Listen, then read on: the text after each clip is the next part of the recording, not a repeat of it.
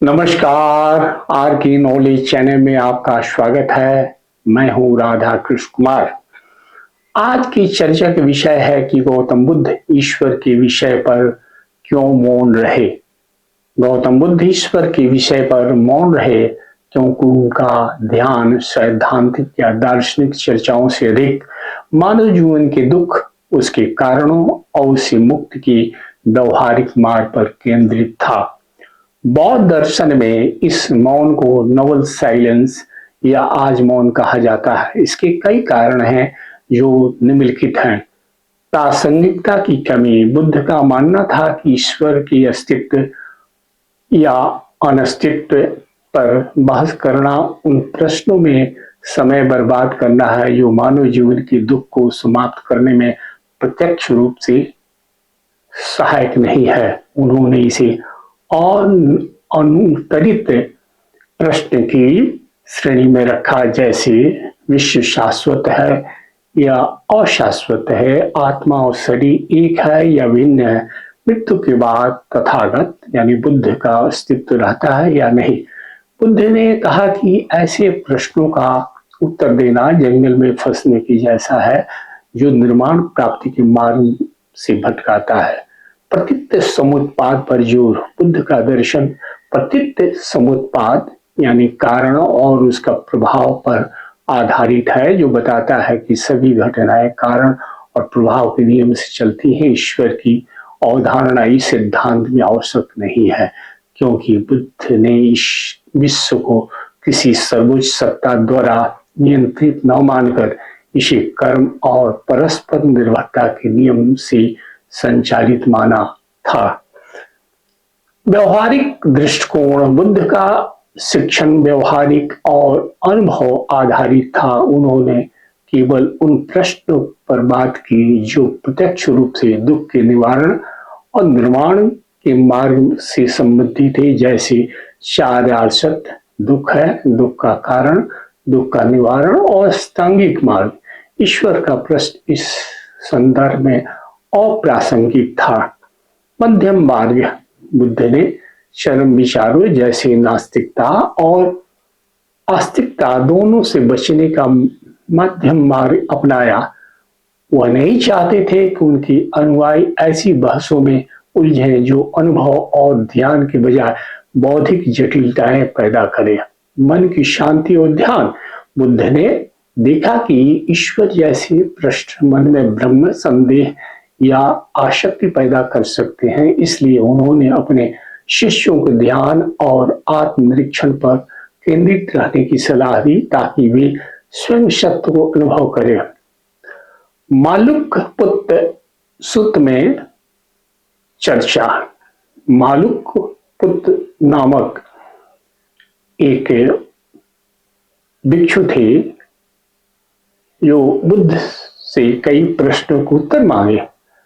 इसमें ईश्वर का प्रश्न भी शामिल था। बुद्ध ने जवाब में एक दृष्टांत दिया। बुद्ध ने कहा कि मान लो कि कोई व्यक्ति विषैले तीर से घायल हो गया है। उसके मित्र और परिवार वाले उसे वैद्य यानी चिकित्सक के पास ले जाते हैं, लेकिन वह व्यक्ति यह कहकर अपना इलाज कराने से मना कर देता है कि पहले उसे यह जानना है कि तीर किसने चलाया, तीर चलाने वाला किस जाति या कुल का था, वह सैनिक था या सैनिक, तीर का रंग क्या था, तीर किस धातु के बने हुए थे आदि।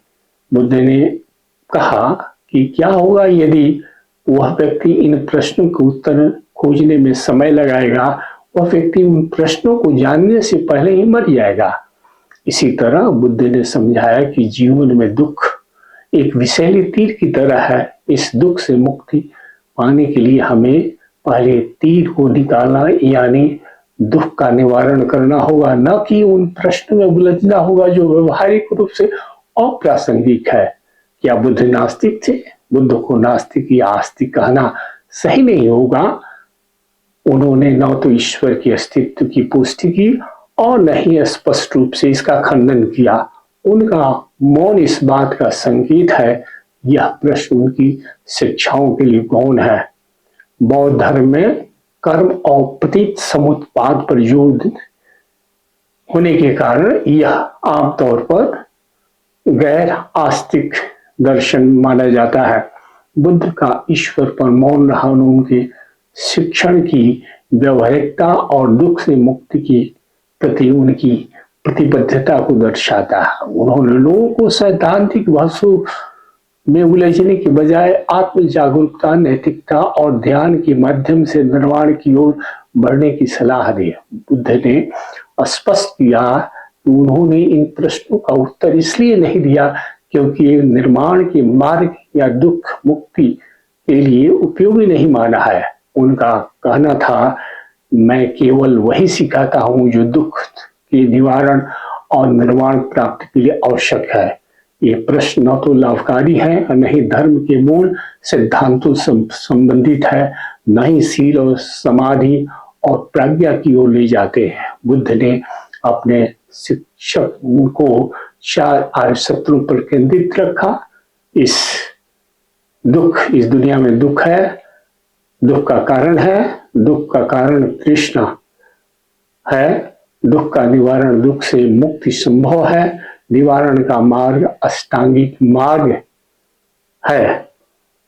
ईश्वर पर बहस करने से ध्यान और आत्म जागरूकता के मार्ग से भटकाव होता है।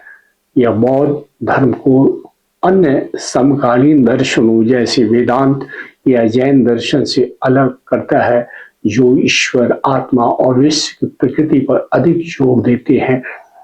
बुद्ध का इन प्रश्नों पर मौन रहना उनके मध्यम मार्ग यानी मध्यम निकाय के दृष्टिकोण को दर्शाता है। वे न तो आस्तिकता को स्वीकार करते थे और न ही नास्तिकता को। उनका मौन यह दर्शाता है कि सत्य को अनुभव से जाना जा सकता है, न कि बौद्धिक बहस से। मालुक पुत्र सुत्त आज भी प्रासंगिक है क्योंकि यह हमें सिखाता है कि जीवन में अनावश्यक बौद्धिक जटिलताओं में उलझने के बजाय हमें उन प्रश्नों पर ध्यान देना चाहिए जो वास्तव में हमारे मानसिक और आध्यात्मिक विकास के लिए महत्वपूर्ण है। बुद्ध ने अपने शिष्यों से कहा, जो मैंने नहीं बताया उसे छोड़ दो, जो मैंने बताया उसे ग्रहण करो। मैंने क्या बताया? मैंने बताया कि दुख है, दुख का कारण है, दुख का निवारण है और दुख के निवारण का मार्ग है। मालुक पुत्र सुत्त बुद्ध की शिक्षाओं की व्यवहारिकता और उसकी प्राथमिकता को स्पष्ट करता है। यह हमें सिखाता है कि जीवन के गहरे प्रश्नों का उत्तर अनुभव और अभ्यास की से प्राप्त किया जा सकता है, न कि अनंत दार्शनिक बहसों से। तीर का दृष्टांत बौद्ध दर्शन की शादी और गहनता का प्रतीक है, जो हमें अनावश्यक जटिलताओं से बचकर निर्माण मार्ग पर चलने की प्रेरणा देता है। यदि यह वीडियो आपको अच्छा लगा हो तो कृपया इसे लाइक करें और आगे इस प्रकार की वीडियो देखना चाहते हैं तो इस चैनल को सब्सक्राइब करें।